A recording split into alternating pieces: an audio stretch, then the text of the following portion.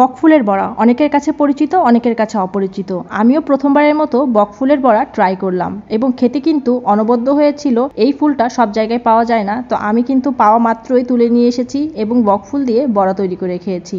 কিভাবে করতে হবে জানতে হলে দেখতে হবে পুরো ভিডিওটা। বকফুলের বড়া করার জন্য অবশ্যই সম্পূর্ণ ফোটা ফুল নেওয়া যাবে না, এমন কলি টাইপের ফুলগুলোই নিতে হবে। তো সবার প্রথমে আমি একটা ব্যাটার তৈরি করে নিচ্ছি। প্রথমে দিয়ে দিচ্ছি বেসন।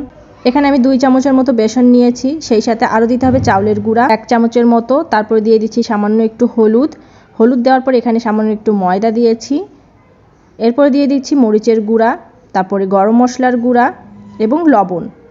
সব কিছু ইনগ্রিডিয়েন্টস দেওয়ার পরে অল্প অল্প করে পানি দিয়ে ব্যাটারটা বানিয়ে নিতে হবে। আমি প্রথমে আধা কাপের মতো পানি দিয়েছি এবং আস্তে আস্তে এটাকে একটা মসৃণ ব্যাটারের মতো তৈরি করে নিতে হবে। তো কোনো রকমের লাম্পস যেন না থাকে, তাই বারবার আমি নেড়ে দিচ্ছি। এই দেখুন অনেকটাই মসৃণ একটা ব্যাটার তৈরি হয়েছে। বারবার একটু নেড়ে দিতে হবে এবং চেখে দেখতে হবে লবণ এবং অন্যান্য সব কিছু উপাদান ঠিক আছে কিনা। এইবার এই রেসিপির বেশ ট্রিকি একটা পার্ট দেখাচ্ছি। তো এক্ষেত্রে আপনার একটু মনোযোগ দিয়ে সাবধানতার সাথে দেখতে হবে। ভেতর থেকে একটা কাঠির মতো বা একটা অংশ আছে, এটার নাম আমি আসলে জানি না। তো এই অংশটা আমার ফেলে দিতে হবে।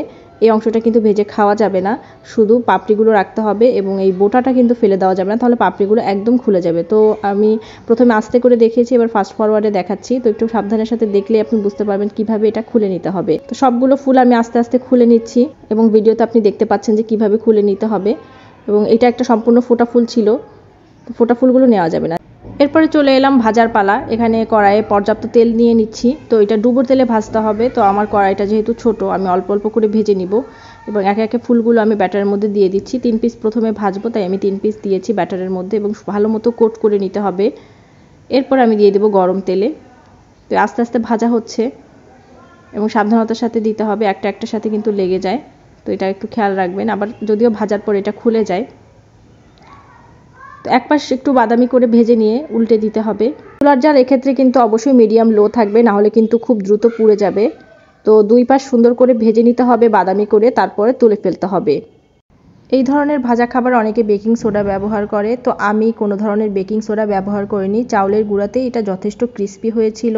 আপনারা চাইলে বেকিং সোডা ব্যবহার করতে পারেন, তবে অবশ্যই চাউলের গুঁড়াটা দেওয়ার চেষ্টা করবেন, এতে করে দীর্ঘক্ষণ ক্রিস্পি থাকবে এবং খেতেও ভালো লাগে। যাই হোক, আমি একে একে সুন্দর করে ভেজে নিচ্ছি এবং একটা আরেকটার সাথে লেগে গিয়েছে, আমি ওটা ছাড়িয়ে দিচ্ছি।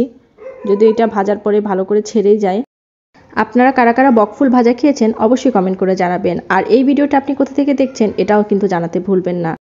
আমার এই ভিডিওটা যদি আপনি ফেসবুক পেজ থেকে দেখেন অবশ্যই আমার পেজটি লাইক করবেন, ভিডিওটা শেয়ার করতে ভুলবেন না। আর ইউটিউব চ্যানেল থেকে যদি দেখে থাকেন আমার চ্যানেলটি সাবস্ক্রাইব করে দিবেন। যাই হোক, ভাজা হয়ে গেল একে একে বকফুল। দেখতে কিন্তু অনেক সুন্দর হয়েছে, এই যে দেখুন। আর এটা খেতে কেমন এটা আমি এখন বলি। এটা কিন্তু খেতে অনেকটা বেগুনির মতো, অনেকটা ক্রিস্পি, দেখতে কিন্তু মনে হচ্ছে যেন চিকেন লেগ পিস, কিন্তু এটা বেগুনির মতো খেতে এবং এটা শুধু খাওয়া যায়, মানে এমনি এমনিই খাওয়া যায় এবং ভাত দিয়েও খাওয়া যায়। তো আমি এটা আসলে পেয়েছি একটা সনাতন ধর্মী এক আপুর রেসিপি থেকে, সেখান থেকে ইন্সপায়ার হয়ে আমি বানালাম। আমার কাছে অনেক ভালো লেগেছে। তো আমি কয়েক রকমের ভর্তা দিয়ে এটাকে মেখে খেয়েছি, অনেক সুন্দর ছিল, মানে অনেক মজা ছিল। তো কেমন লাগলো অবশ্যই জানাবেন ভিডিওটা। আর আমার ভিডিও যারা দেখছেন অবশ্যই আমার ভিডিওতে একটি লাইক কমেন্ট করবেন। আসসালামু আলাইকুম, আল্লাহ হাফিজ।